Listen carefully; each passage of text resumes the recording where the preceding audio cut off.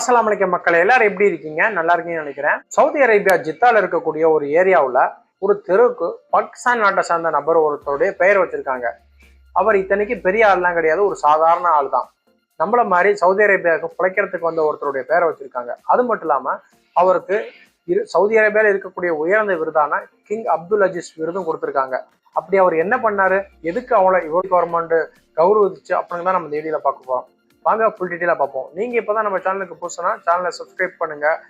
Saudi Arabia சட்டத்திட்டங்கள், வேலை வாய்ப்பு மற்ற நிகழ்வை பத்தி நம்ம தெரிஞ்சுக்கலாம். இந்த சம்பவம் நடந்தது எப்ப அப்படின்னா 25/11/2009 2009ஆம் ஆண்டு தாங்க இந்த சம்பவம் நடந்திருக்கு. அப்படின்னா இப்ப சில தினங்களா சவுதி அரேபியாவில் பெய்யக்கூடிய பருவமழையினால எவ்வளவு பெரிய வெள்ளம் போகுதுன்னு பார்த்துருப்பீங்க. இதே மாதிரி 2009 நவம்பர் மாசம் 25ஆம் தேதி பெரிய வெள்ளம் ஏற்பட்டிருக்கு ஜித்தா சிட்டியில.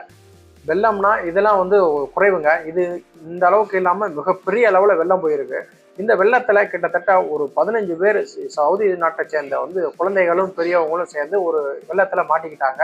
இந்த பர்மான் கான் அப்படிங்கிறவர் என்ன பண்ணியிருக்காரு அப்படின்னா, தன்னோட இடுப்புல கயிறை கட்டிக்கிட்டு ஒரு முனையில கயிறை இடுப்புலையும் இன்னொரு முனையை அங்கிருந்து ஒரு தூண்ல கட்டிட்டு 14 பேர் அந்த வெள்ளத்துல இருந்து காப்பாத்திருக்காருங்க.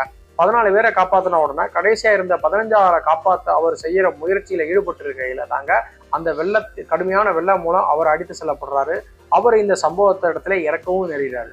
இப்படி அவர் 14 உயிரை காப்பாத்தி தன் உயிரை இறந்ததுனால, சகிதானனால அவரோட இந்த தியாகத்தை பெருமைப்படுத்தணும் அப்படிங்கிறதுக்காண்டி சவுதி கவர்மெண்ட் ஜித்தால இருக்கக்கூடிய ஒரு ஏரியாவுக்கு பர்மான் கான் அப்படின்னு சொல்லிட்டு அவரோட பேரையே அந்த தெருவுக்கு உயர்த்திருக்காங்க.